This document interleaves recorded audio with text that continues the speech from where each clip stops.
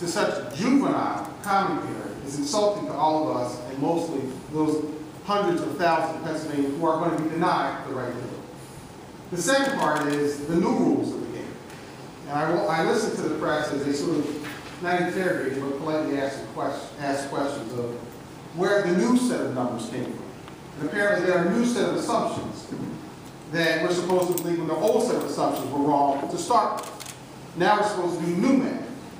And by the way, with all due respect, anyone who keeps talking about the issue about having a photo as a new standard, I can remember as a child, as a teenager, all of us could do the same process, even before photo imaging occurred, and that was to get a driver's license with a different picture on it that said it was me, and somebody stood up and said, that looks like me. Now they've changed the rules to say your social security number will be the standard. Well, by the way, that was the standard before we got to voter registration card. So we're going to spend millions of dollars in a government that says we'll have no money for public education, for safety, for a variety of other ills. We're running a deficit of which we're going to save money for. We're going to spend money on something we don't even need.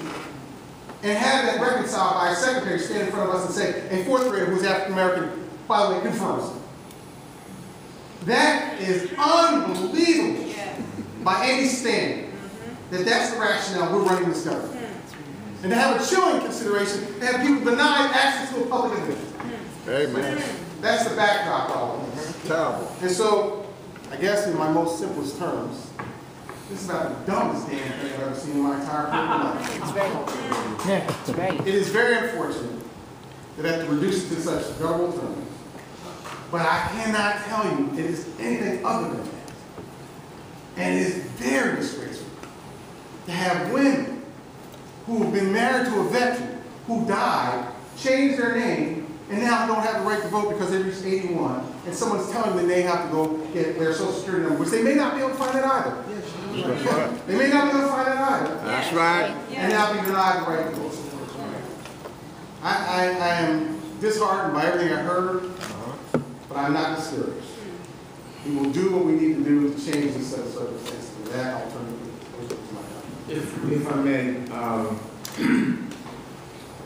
probably two major points here. The issue of access to the room and to the public discussion by a public official who has the responsibility of talking about and administering the voting process in Pennsylvania. There's a continuity. This is not the first time that we've had to deal with this issue about access to public activities here in this building. One of the governor's first press conferences, he had security people. It was in the media center. Some of the members of the press will remember this. He had security people taking identification of individuals who tried to get entree into that press conference. Actually, big, tall security folks and folks were denied access. Only if you're elected official could you come in. The access for seniors, for folks in the disabled community that had access to come up and demonstrate in the governor's office was an issue that I think the Department of General Services tried to limit folks who had disabilities to come in. There's a continuity here. This is something that's going on repeatedly by this administration, and this is the public's building. This building belongs to the people of the Commonwealth, especially this side of the building, which is the Senate side, which operates under its own set of rules, which have been usurped, and it's clear that we have to take some kind of action to try to get clarity on who's in charge here. We're an equal branch of government. We have our own set of rules, and we believe in access.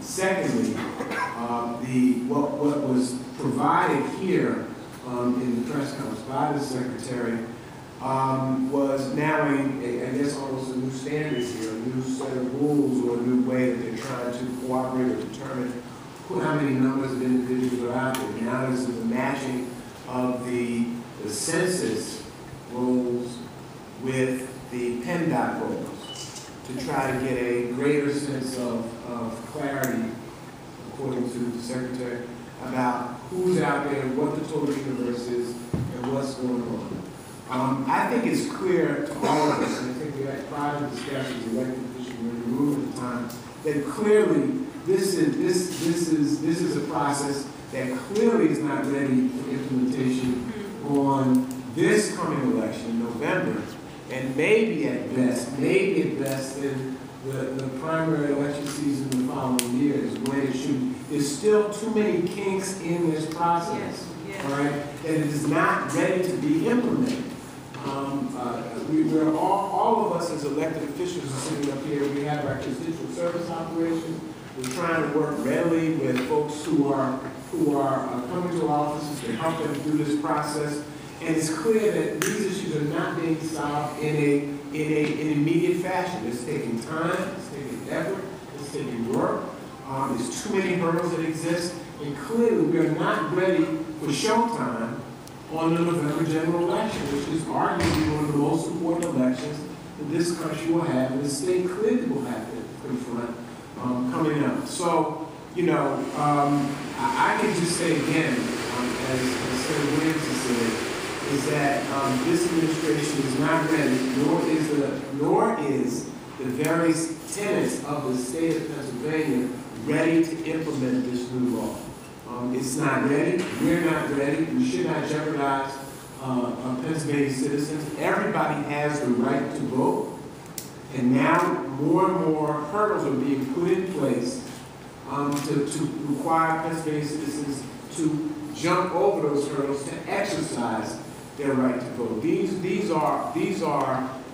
go back to old days of poll taxing, all right, old days of literacy tests. You know, old days that we thought that we had gotten past, you know, a half century ago.